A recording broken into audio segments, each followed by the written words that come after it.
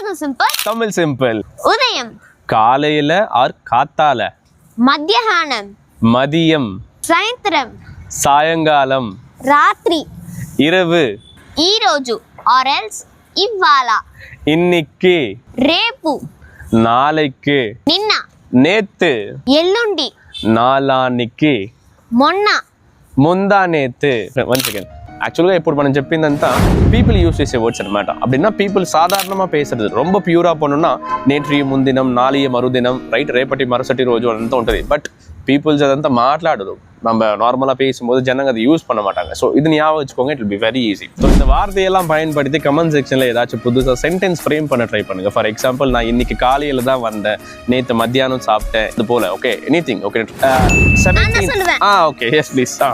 So Jan 17 నుంచి Telugu Tamil new batch start అవుతున్నది. ఎవరెవరికంతా ఇంట్రెస్ట్ ఉందో వాళ్ళంతా ఈ కాంటాక్ట్ కి